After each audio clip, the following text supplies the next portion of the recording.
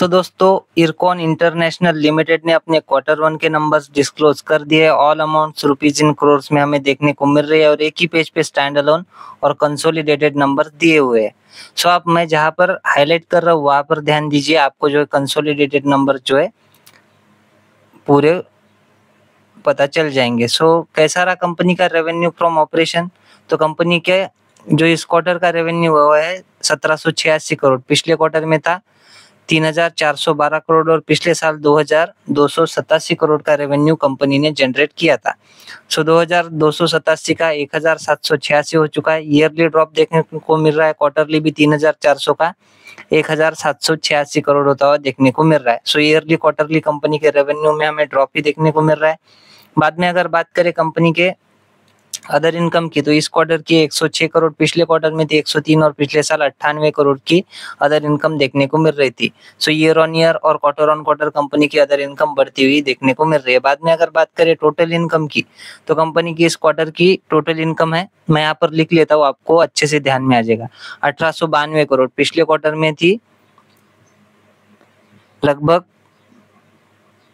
3315 करोड़ और पिछले साल 2385 करोड़ की जो है कंपनी ने टोटल इनकम जनरेट की थी।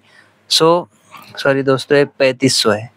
सो देखिए 3515 की 1892 करोड़ हो चुकी है। क्वार्टरली ड्रॉप देखने को मिल रहा है, ईयरली भी 2385 की 1892, यानी कि ईयरली क्वार्टरली कंपनी के टोटल इनकम में हमें ड्रॉप ही देखने को मिल रहा है। बात अगर करें कंपनी के खर्चों की, तो कंपनी ने इस क्वार्टर में 1698 करोड़ के खर्चे किए, मैं यहाँ पर ही लिख लेता हूँ। पिछले क्वार्टर में किए थे 3245 करोड़ के खर्चे और पिछले साल 2112 करोड़ के खर्चे कंपनी ने किए थे।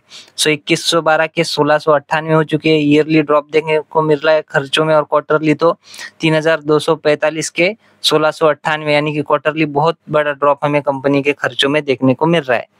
बाद में अगर बात करें कंपनी के टैक्स के पहले के प्रॉफिट की, सो देखिए कंपनी का इस क्वार्टर का टैक्स के पहले का प्रॉफिट है 211 करोड़, पिछले क्वार्टर में था 263 और पिछले साल 281 देखने को मिल रहा था। इस क्वार्टर का है 211, पिछले क्वार्टर में 263 और पिछले साल 281 देखने को मिल रहा था। तो ईयरली साथ ही क्वार्टरली कंपनी का जो टैक्स के पहले वाला प्रॉफिट है वो हमें डाउन जाता हुआ देखने को मिल रहा है। बाद में अगर बात करें कंपनी के नेट प्रॉफिट की, सो कंपनी का इस क्वार्टर का नेट प्रॉफिट है 164 करोड़, पिछले क्वार्टर में था 211 करोड़ और पिछले साल 224 करोड़ का कंपनी ने नेट प्रॉफिट जनरेट किया था।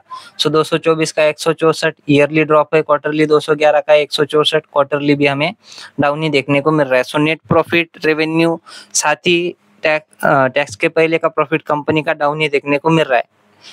सो अभी देख लेते हैं कंपनी की ईपीएस को। तो कंपनी का इस क्वार्टर का जो ईपीएस है वो है ₹1.75, पिछले क्वार्टर में था ₹2.24 और पिछले साल ₹2.38 का ईपीएस देखने को मिल रहा था। सो 2.38 का 1.75 हो चुका है। ईयरली ड्रॉप क्वार्टरली 2.24 का 1.75 हुआ है, यानी कि क्वार्टरली भी ईपीएस में हमें ड्रॉप ही देखने को मिल रहा है। सो ओवरऑल जो कंपनी के नंबर्स है वो हमें इतने कुछ खास देखने को नहीं मिल रहे, मतलब इतने अच्छे है ही नहीं कि कंपनी कल के दिन पॉजिटिव रिएक्शन दिखाए। तो कल के दिन हो सकता है कि कंपनी में हमें गिरावट ही देखने को मिले। बाद में अगर आप चाहो तो दोस्तों यहाँ पर सेगमेंट वाइज भी इस कंपनी को स्टडी कर सकते हो, जैसा कि revenue from customer, international domestic, interest income, international domestic, सब कुछ यहाँ पर आप वीडियो को पॉज करके स्टडी कर सकते हो। सो आशा करता हूँ दोस्तों वीडियो आपको अच्छी लगी होगी। अगर अच्छी लगी हो तो वीडियो को लाइक और चैनल को सब्सक्राइब भी कर लेना। मिलते हैं नेक्स्ट वीडियो में, तब तक के लिए धन्यवाद, बाय बाय।